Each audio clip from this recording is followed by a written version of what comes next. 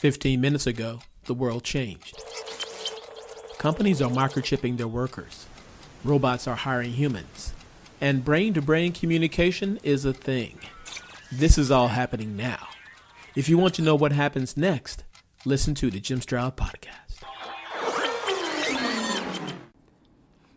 There are a lot of mantras, sure, what the heck.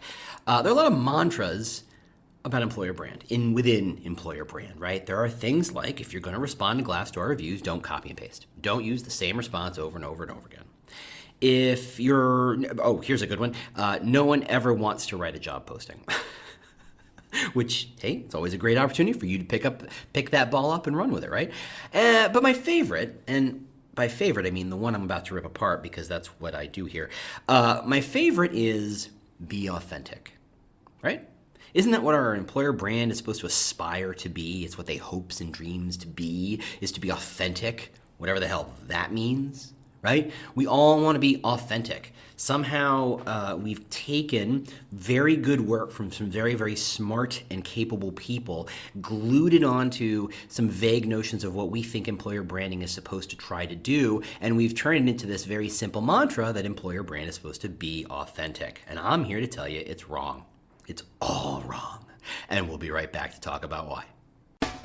Welcome to the Talent Cast, the world's most caffeinated employer brand podcast. I'm your host, James Ellis, and I've been doing employer brand for years now, and I absolutely love the industry. I love how it's growing, I love how it's changing, and I've tried to do my part to elevate the concept, to get everybody to understand the power employer brand can have in hiring, attracting, and retaining talent. So we try to really focus on driving home the idea that this is a calling and a craft. It's a lot of getting your hands dirty, but it's also a lot of big strategic thinking. And that's where we kind of live, that kind of Venn diagram, the intersection between the big ideas and the getting the details right. So we talk a lot about employer brand and how to do it right and how to think about it and how to look at your problems in a whole new way. Ready to rock? 1, 2, 3, let's go. Hey, how you doing? James Ellis here, recording live from Chicago as per usual. And by live from Chicago, I do mean my dining room. So do not expect to hear an audience clap when I say, Chicago's the best city on earth. It's not this kind of podcast. But you know that already. The standard housekeeping notes apply. If you want more information about employer brand and want to keep up to date and want the best information on what people are thinking and saying about employer branding and how to keep yourself sharp, go sign up for the newsletter, employerbrand.news. It's in the show notes. It is completely different content than this podcast. I know. How do I do it? It's amazing. He rolls his eyes. Otherwise, ask me anything office hours. I'm continue it for a little while longer. See how long this lasts. Go grab 15 minutes to ask me literally anything. You want to show me your employer brand? You want to show me your employer brand question, your problem, your challenge? I have already dealt with multiple startups. I've already dealt with 2 banks. I've already gotten a chance to hang out and talk to a national park, as well as people from countries I have never visited, and I don't know that I ever might. So it's been a blast. So take your shot. Come on, use this opportunity if you have a reason to. Otherwise, let's get into authenticity, because authenticity is a bunch of bullshit. Here's the deal. Some very smart people, and I'm going to point a finger at someone who I deeply respect and actually rather like outside the space, because I think the good work she's doing is fantastic, and that's Brené Brown. This sense that a lot of the authenticity work can stem from her great books about being brave and being willing to show even the unpleasant emotions, that this idea of authenticity is about being your full authentic self wherever you are, wherever you need to be to get yourself through the day, that's the best way to position yourself and to be. And that's great. Like I said, I completely buy what she's doing there. Huge Brené Brown fan. The problem is when Brené is talking about this stuff, and let's strip away all the stuff that people like, I don't know, Gwyneth Paltrow and the Goop ilk of psychobabblies have spread upon this. So let's strip all that off and let's get back to that core of it. Hey, it's about, look, this is my truth, this is what I'm seeing, this is what I'm feeling, I just want you to know it. Now, when Brené talks about this idea of being authentic, at no point does she say, because I feel it and think it, it must be true, and that's all there is, which is kind of where the psychobabbly stuff tends to take a weird, funny turn. But it's this idea of, look, I am simply me. I'm a person. I am thinking and feeling these things. That is not the end of the conversation, however. I'm willing to be open to listen to other perspectives. My mind is open. My ideas are open. My feelings may get in the way and complicate things, certainly, but that's just because I'm a human being with a physical brain that is, responds in a certain kind of way, right? We're all still animals, and we still respond to stimulus in certain ways. If you try to bring me a happy idea, but you do it in a way that scares me, guess what? My fight or flight response is going to taint what I perceive, right? I'm just letting you know that I'm having an authentic moment where I'm saying, hey, you really freaked me out. Hey, you really scared me, and it was really hard to hear that message. But now that I've talked it out and kind of opened myself up to it, I'm ready to hear that message. Let's talk about that, right? That's kind of the core of what she was about. Great stuff. Like I said, not going to denigrate Brene at all. None of that. No. That's not what this is about. However, you can't always take a great idea about an individual and apply it to an organization. Now, this is one of those things where I feel like I've noticed this without noticing it for a very, very long time. In my work, the past day job, Groupon, I talked about this idea that, everybody thinks of the brand as the sign on the wall, right? Back then I used to say, look, everybody thinks of the brand as the big green G. The trick is, as a consumer, that's what I engage with. If I'm opening the app, I open up an app, and the app's color is a big green G on my phone. I click the button, and there I go. As an employer, as an employee or a prospect or a candidate, the big green G is the least important part of all this stuff. It just is. Yes, the fact that it shows up in the career site. Yes, the fact that it shows up probably in the email signature somewhere of the recruiter. The fact that maybe the logo shows up somewhere in the job posting on Indeed or whatever board you're on, I may notice it. What I'm engaging with is a lot of other things. It's interactions almost always with people. Right? If I have a sense that I don't want to work for this company because their customer service is bad, guess what? It's the person I engage with. Now, of course, the problem is on the customer service front, I don't hate the customer service person because they were evil or stupid or mean. I'm frustrated by the fact that the business had made decisions in which they are going to limit the customer service to bad customer service, right? They're not authorized to make an exchange. They're not authorized to make decisions. They're reading from a script. They are told, they are measured, they are based on how quickly can they get me off the phone, right? I'm mad at the people who made the decisions to build those policies to make a bad experience for me, right? All the stuff that now is influencing my sense of what it's like to work at that company, i.e. the employer brand, is based on what people do. When the recruiter comes at me from this company that I've had very bad customer service with and engages with me super, super well and really connects with me and builds a relationship with me, now that's starting to erase the other bad feelings about the employer brand. What did that? Who did that? The person did that. When the recruiter wants to show me what it's going to be like to work there, does that recruiter show me a picture of the chair my butt's going to be in for 8 to 10 hours a day? No. Why? Because a chair is a chair. What they are going to show me are stories of the people I'll be working with. People. The employer brand is the people. Now, that's not rocket scientist. That's not crazy. I have not just invented cold fusion here. But I'm reinforcing this idea that your employer brand is there to represent an idea who is serviced by people. And almost always, that brand, that idea, that concept that's being serviced by people is being serviced by a lot of people, right? It doesn't have to be Groupon-sized companies. It doesn't have to be Google-sized companies. It doesn't have to be U.S. Defense Department-sized organizations. You can have a company of 20 people, and you're still talking about lots of different people. So if you have a company of 20 different people and they're each acting authentically, what is the company? What is the authentic brand of the company? Because we're now aggregating all those people, and suddenly we're taking authentic truths from 20 different people or 20,000 different people, and we're gluing them together and saying, what's authentic about this? Well, what's authentic about it is it's messy as hell. And that may be the end of that sentence and the end of that paragraph, as well as the end of that book. How can I claim to make a brand that's quote-unquote authentic to represent all the experience and all the feelings and all the engagements and all the touch points and all the stuff that is this company in a single brand? in a brand that may be 7 words or 4 words or a single image, whatever it is. How can that be authentic? And the truth is it can't. Because what happens is people are authentic, but they're also people. They're also very much in context. They also exist in a context. So, for example, right before I got sick, my parents showed up. They didn't just show up. We scheduled that stuff. And since they don't listen to this podcast, hey, how you doing? We schedule grandparents' visits on a quarterly basis because they're in Houston and I'm in Chicago. And I forgot where I was going. Oh yeah, how I engage the world when my mother is standing next to me is going to be very different than how I engage the world than when my daughter is standing next to me, or how my boss is standing next to me, or when complete strangers are standing next to me. How I perceive the world is a function of the context of my life. And that may be I'm in a good mood, I'm in a bad mood, but it's also as simple as who is in my field of vision.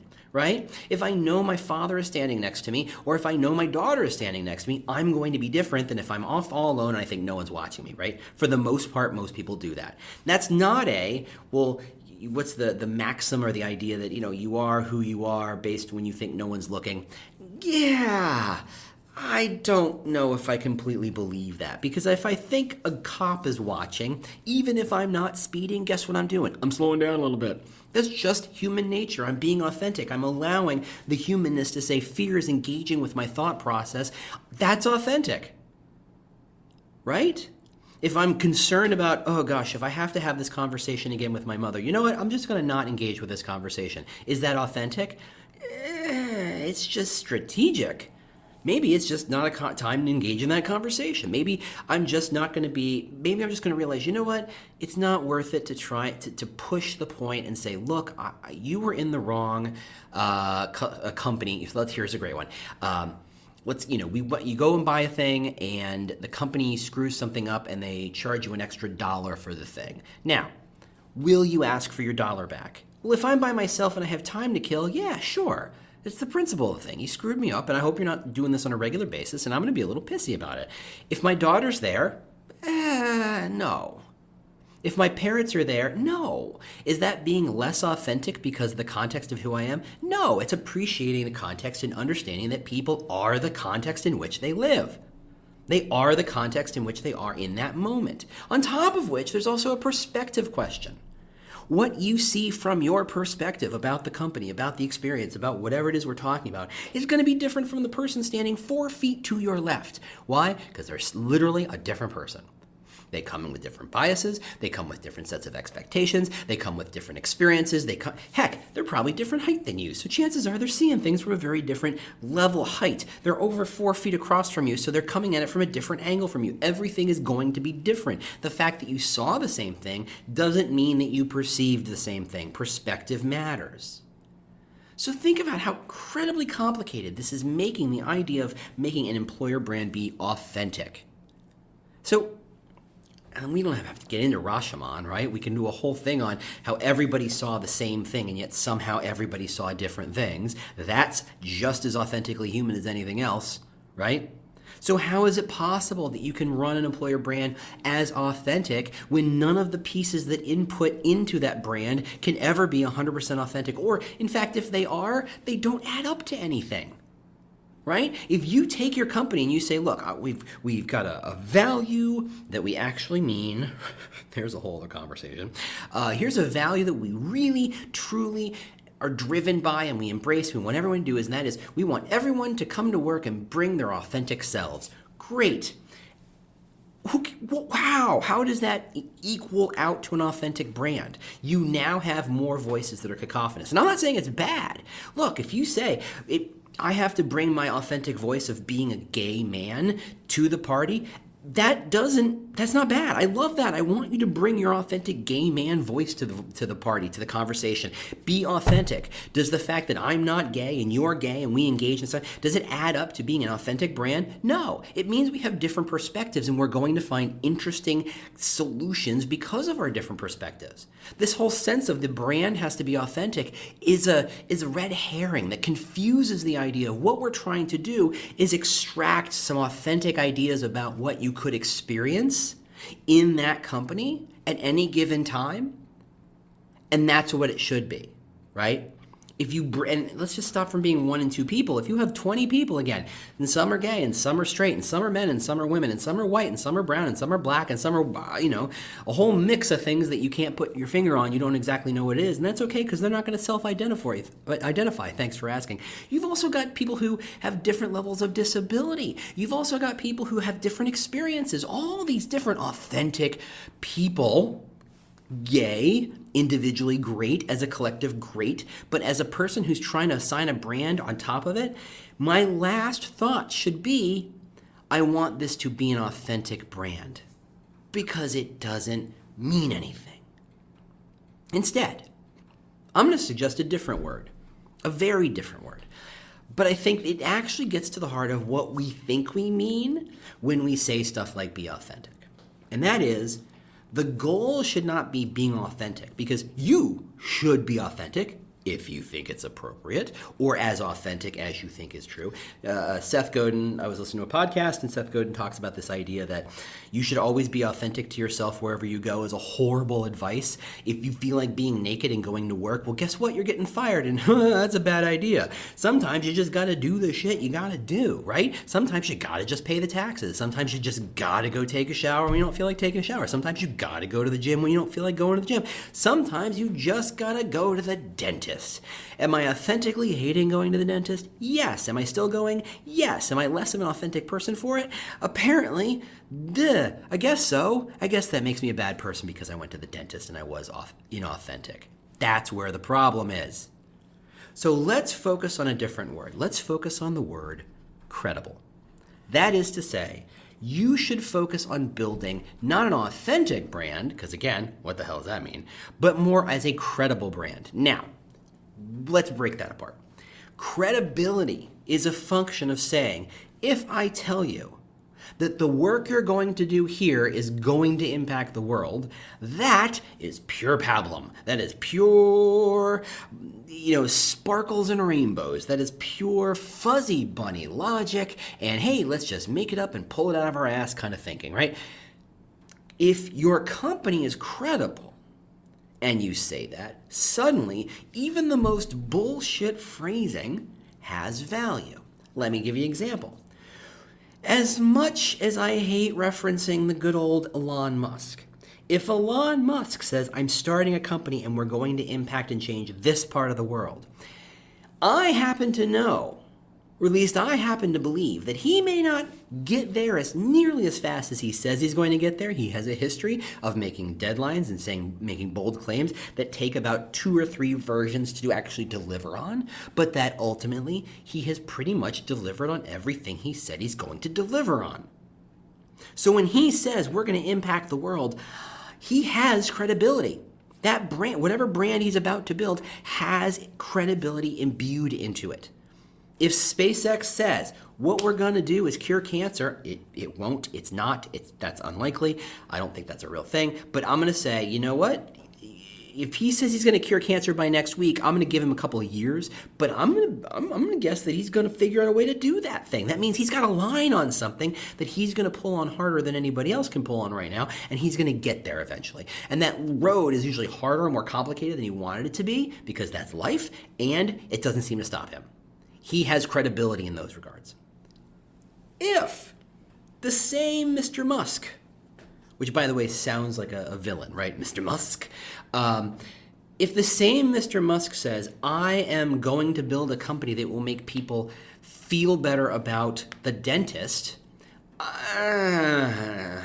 he's got credibility in innovation. He's got credibility on making bold claims, but this is kind of a weird fuzzy bunny claim now. This is a weird emotional claim, and Elon doesn't do much with the emotion stuff, and he hasn't really made a lot of claims in the emotional area. So now I don't know how credible he is in that space.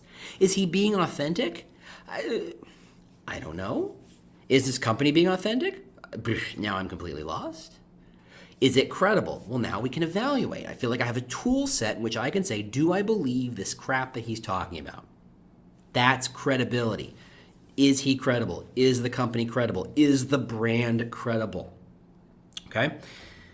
That's where you should be focusing your mental energy. That's where you should be focusing your resources, not on this kind of fairy, fluffy, pixie dusty kind of sense of authenticity, because again, Brene Brown means authenticity in a very specific, meaningful, direct, individual, specifically way, and that's all well and good. But your idea is that you should be focused on being credible.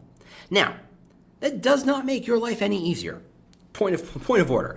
I did not just give you some sort of magic bullet to make everything better. I did not just say, don't worry about being authentic, just be credible. Oh, good, that's easier. No, because credibility is a function of multiple touch points and experiences all aggregated. And each new touch point and experience has different impacts on the credibility overall as you go on. So, for example, you go to a really nice meal and they bring you a great cocktail and you drink that cocktail and you're like, I cannot believe anyone would put sage in a cocktail, but this is delicious. I don't know.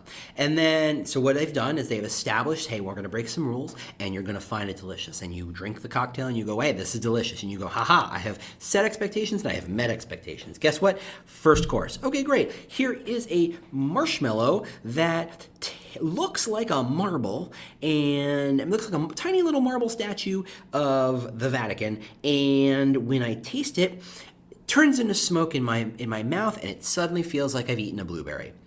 What? That's amazing. You've now reset the expectation. Here you're going to see and taste some things you never expected to, and we're going to meet those expectations. You add on. So by the time the fifth course comes on, I'm going, is it just going to be, he's going to think meat and I'm going to taste meat? Is that what's going to happen? That's going to be amazing. And, the bar is really, really high. Now, the game that the company, the restaurant in this case, would have to play is they don't want to start you off at the high note and kind of work your way down. You have to keep building up. You have to meeting and managing those expectations. Because at no point were they going to be able to say or think meat and have me taste meat. They're always going to have to say, look, we may be kind of reaching the top level of all the magic we can do, but let's show you different tricks using the same kind of magic. And you're like, great, set my expectation there, keep meeting my expectation there, that's great.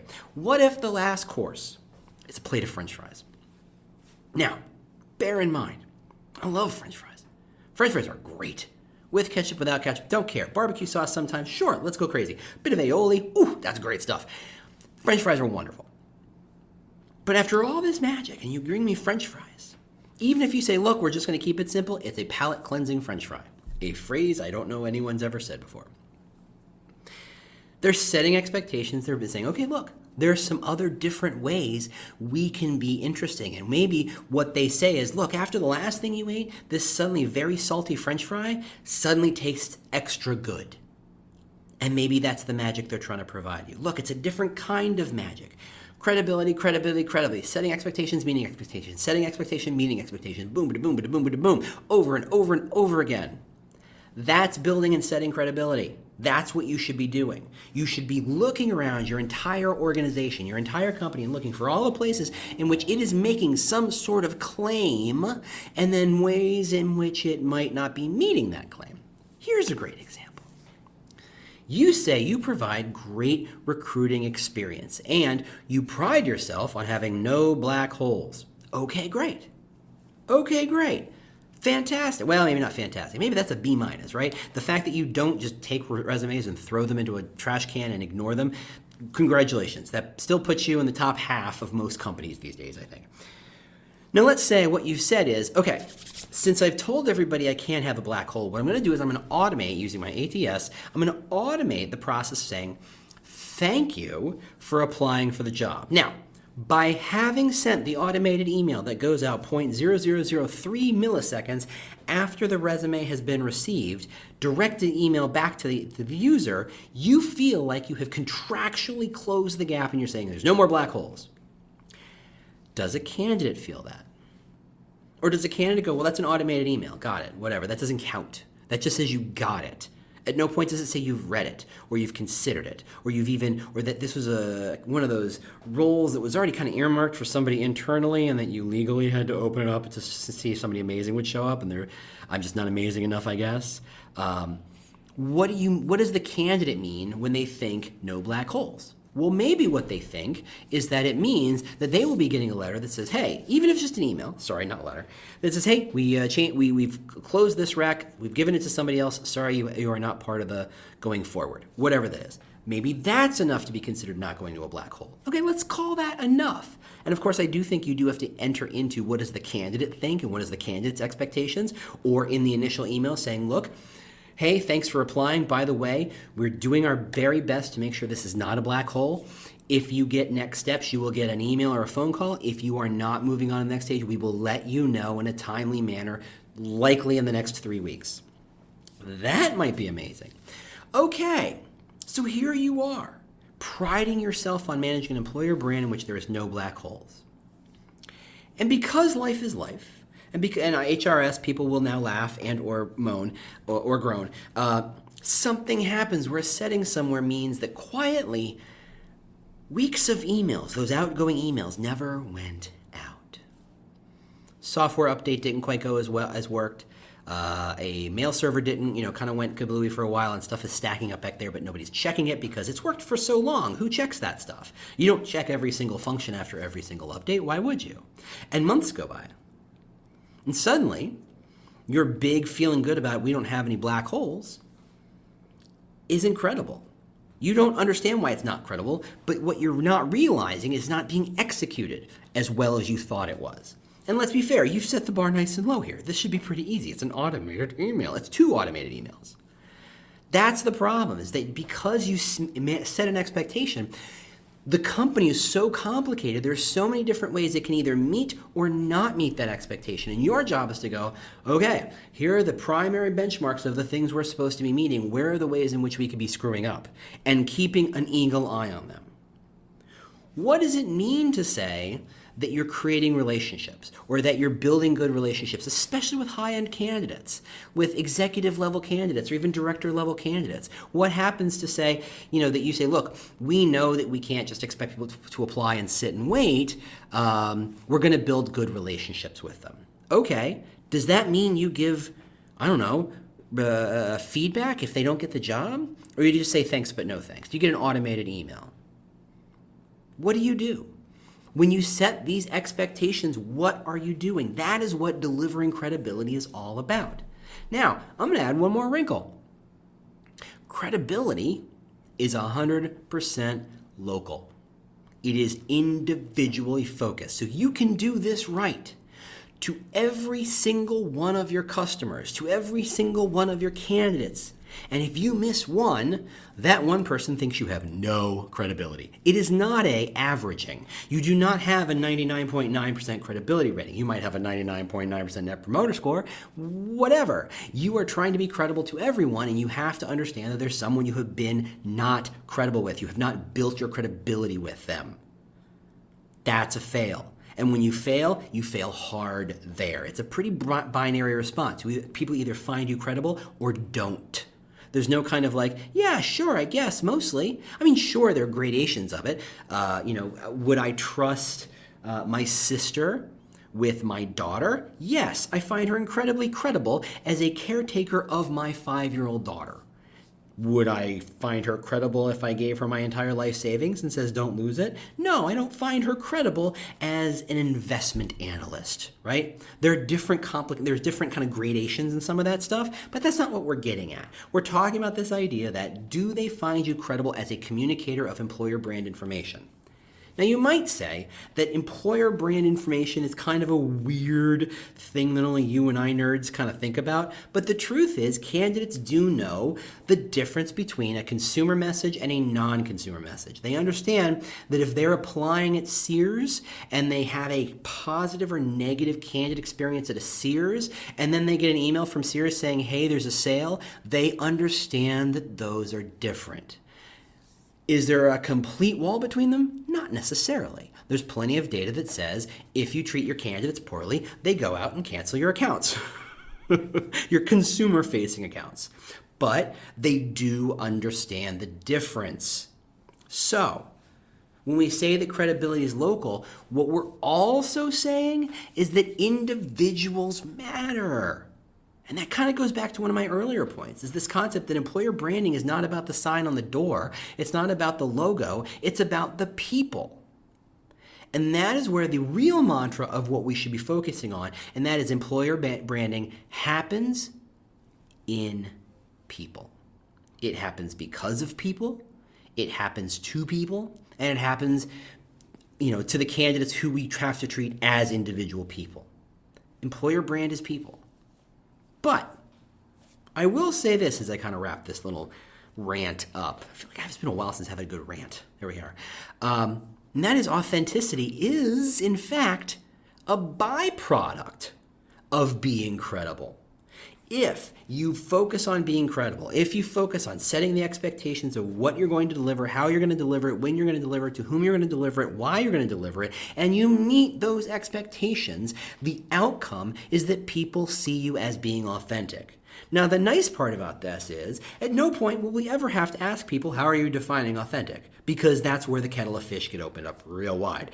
But you will, if asked in a survey, if asked, they will have those positive feelings of, they seem pretty authentic. Yes, that I knew that would be a hard company to get into. They didn't sugarcoat it. They didn't make it seem like it would be a super easy job. I didn't get the job. I totally understand why. They gave me good feedback as to where I was falling short.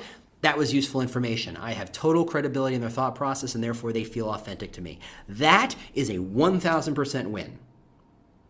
Please note, at no point did we define what the authenticity part was, right? It wasn't about, they were acting in their own truth, right? That's where things get really messy, because it was the recruiter acting in the truth, the hiring manager acting in the truth, the employer brand manager acting in the truth, the talent acquisition director, the CHRO, the CEO, the person who, the sourcer,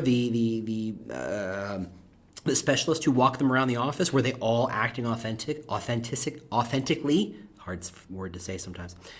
It's a tough word to do a rant about, I'll tell you that. Maybe, who knows, that's not the problem. If they got credible information, they felt like that company was acting in a credible manner, if they could validate the information they were getting, the offshoot, the knock-on effect, the byproduct is a sense of authenticity. So, maybe we stop saying things like be authentic, and we start saying things like, yes, authenticity happens when we are credible. Maybe that's a more effective mantra. Maybe that's what we should be saying to each other and saying to ourselves as we try to do the job. That's what I had to say. Thanks so much for listening. As always, appreciate the reviews, appreciate the comments. I appreciate you sharing on Twitter. Hey, there you go. Thanks so much, and I'll talk to you next week. All right? Bye-bye. This has been an episode of the Talent Cast, part of the Evergreen Podcast Network. If you'd like to get in touch with me, a couple of ways to do that. Obviously, there's Twitter at The War for Talent. You can go to the podcast website at thetalentcast.com. If you'd like to stay up to date on the news of this industry and what's going on, just go to employerbrand.news and sign up for the email newsletter with lots of news and links to other places. If you just want to connect with me on LinkedIn and just say hello or let's just talk, that's linkedin.com/in/thewarfortalent, or I bet if you just search for James Ellis, I pop up pretty quick. Otherwise, if you have any questions, concerns, considerations, ideas for podcasts, holler at me, let me know what's going on. Thank you if you've shared it. Please share if you haven't.